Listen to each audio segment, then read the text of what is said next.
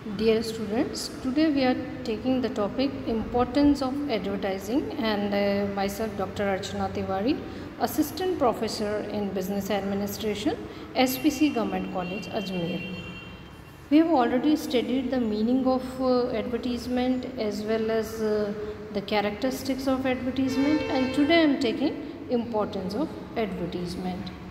As we all know that wherever we go, advertisement is with us. जीवन के प्रत्येक क्षेत्र में विज्ञापन का बहुत ही महत्वपूर्ण स्थान है। ये व्यवसाय के लिए लाभप्रद नहीं होता है बल्कि संपूर्ण समाज के लिए भी हितकर हो सकता है। इसीलिए कहा जाता है कि विज्ञापन लाभप्रद है अथवा विज्ञापन विनियोग है, एडवर्टीज़मेंट एंड इन्वेस्टमेंट। लेकिन अनेक कारण इसके हो सकते हैं, लेकिन अगर सार की बात हम कहें तो हम ये कह सकते हैं कि ये सभी को लंबे समय तक लाभ पहुंचाने वाला हो सकता है। इसलिए इसे लाभप्रद या विनियोग मानने में कोई संकोच नहीं हो सकता। इसके अलग अलग लाभ हम देख सकते हैं, जिससे कि हमें और स्पष्ट हो जाएगा कि विज्ञापन व्यावसायिक और सामाजिक दृष्टि से महत्वपूर्ण एक विनियोग फंक्शन है। तो इसको हम 4 कैटेगरीज में डिवाइड कर सकते हैं। इम्पोर्टेंस ऑफ एडवर्टीज़मेंट या विज्ञापन का महत्व या लाभ हम इसे बोल सकते हैं। तो पहला हम देखते हैं प्रोड्यूसर्स के लिए, उत्पादकों या निर्माताओं को इसका लाभ मिल सकता है। दूसरा कंज्यूमर्स को मिल सकता है, मिडिलमैन या मध्यस्थ को इसका लाभ मिल सकता है, या सोसाइटी या कंट्री के लिए भी ये लाभप्रद हो सकता है या इसकी इम्पोर्टेंस हो सकती है। तो आज का जो हमारा डिस्कशन का टॉपिक इसके लाभ से संबंधित है वह प्रोड्यूसर से रिलेटेड हो सकता है कि उत्पादक या निर्माताओं को विज्ञापन से किस प्रकार से लाभ प्राप्त हो सकता है। तो विज्ञापन प्रोड्यूसर्स या निर्माताओं के लिए बहुत ही इम्पोर्टेंट है, क्योंकि इसके बगैर किसी भी बिज़नेस का डेवलपमेंट इम्पॉसिबल है। और जैसे कि शेल्डन भी कहते हैं कि विज्ञापन वह व्यावसायिक शक्ति है जिससे कि प्रिंटेड शब्दों के द्वारा विक्रय वृद्धि में सहायता मिलती है, साख का निर्माण होता है और गुडविल भी बढ़ती है। तो in short we can say that it is very important for producers. तो प्रोड्यूसर्स के लिए हम 1 बाय 1 देखते हैं किस प्रकार से ये इम्पॉर्टेंट है। तो सबसे पहला इम्पॉर्टेंट फैक्टर आता है कि इट इंक्रीजेस द डिमांड, मांग में वृद्धि। तो विज्ञापन के द्वारा निर्माताओं उत्पादकों को लाभ यह है कि वे वस्तुओं की मांग में वृद्धि करने में सहायक हो सकते हैं, ग्राहकों में वस्तु के प्रति इच्छा जागृत कर सकते हैं और इच्छाओं को नीड्स में कन्वर्ट किया जा सकता है। Second is increase in production, उत्पादन में वृद्धि। तो विज्ञापनधारी उत्पादन का कारण एवं परिणाम है। मांग में वृद्धि होने से वस्तुओं के उत्पादन में वृद्धि होती है। विज्ञापन जब डिमांड में इंक्रीज कर सकता है तो प्रोडक्शन में भी इंक्रीज होना बट नेचुरल है। इसी तरह मैन्युफैक्चरिंग ऑफ न्यू गुड्स, नई नई वस्तुओं का निर्माण इसके वजह से पॉसिबल हो पाता है। विज्ञापन ग्राहकों की पुरानी आदतों पर नई वस्तुएं प्रदान कर नियंत्रण कर लेना है। इट मीन्स विज्ञापन के माध्यम से ही कंज्यूमर्स में न्यू गुड्स एवं सर्विसेज को सेल करना पॉसिबल हो सकता है। प्रोडक्शन करने के लिए उत्पादकों को नई नई वस्तुओं के उत्पादन के लिए प्रोत्साहन विज्ञापन की वजह से ही मिलता रहता है।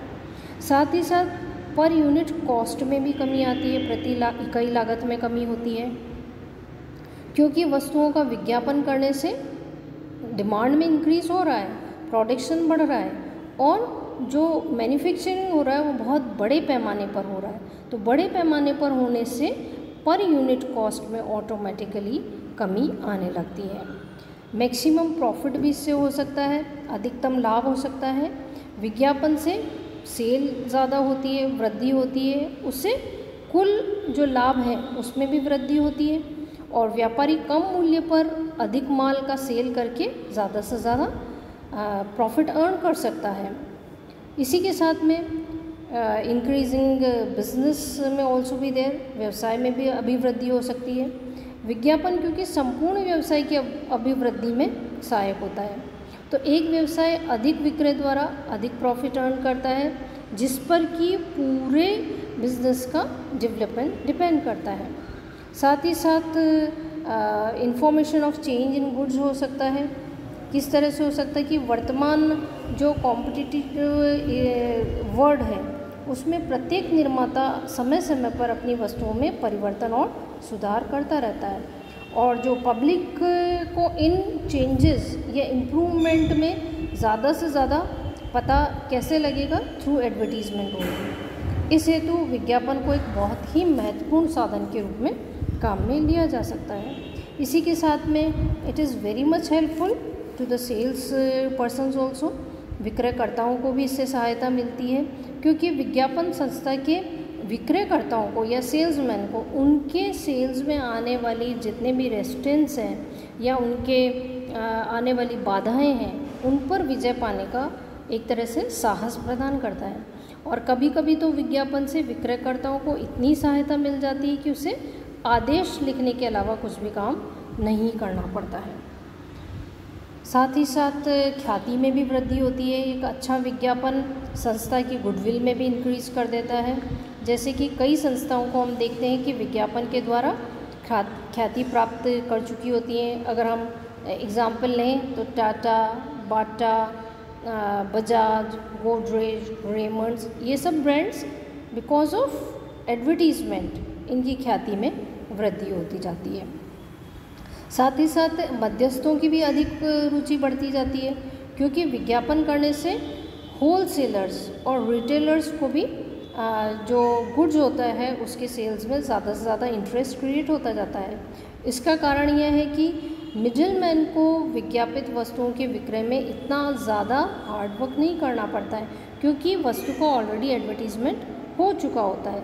तो मिडिलमैन भी इसमें ज़्यादा से ज़्यादा इंटरेस्ट लेने लगते हैं। साथ ही साथ use of modern technique and machines में ऑल्सो भी पॉसिबल थ्रू गुड एडवर्टीज़मेंट। विज्ञापन के प्रयोग से लॉन्ग टर्म प्रोडक्शन पॉसिबल हो पाता है, और उसके लिए जो लेटेस्ट मशीनरी है उनका प्रयोग करना भी संभव हो सकता है।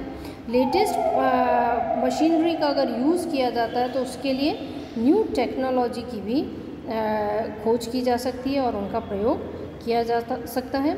मूल्यों में स्थिरीकरण या स्टेबिलिटी इन प्राइस, विज्ञापन से वस्तु की निरंतर मांग बनी रहती है और एक तरह से समान मांग बनी रहती है, तो मूल्यों में कमी व वृद्धि नहीं हो पाती है। इससे ग्राहकों में संस्था के प्रति एक विश्वास की भावना को भी बढ़ावा मिलता है।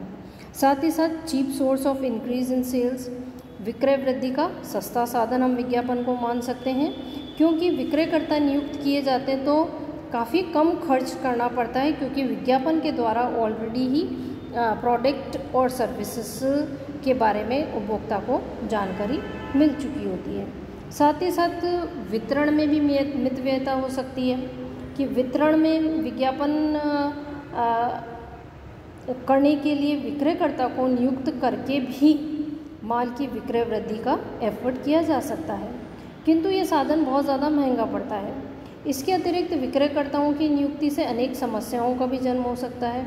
तो एडवर्टीज़मेंट अन्य साधनों की तुलना में अधिक मितव्ययी साधन है, और इसी मितव्ययता के कारण एडवर्टीज़मेंट का बेनिफिट मैन्युफैक्चरर्स या प्रोड्यूसर्स को मिल सकता है। नेक्स्ट इम्पॉर्टेंस आती है कंज्यूमर्स के लिए, जो कि हम अपना नेक्स्ट लेक्चर में कंप्लीट करेंगे।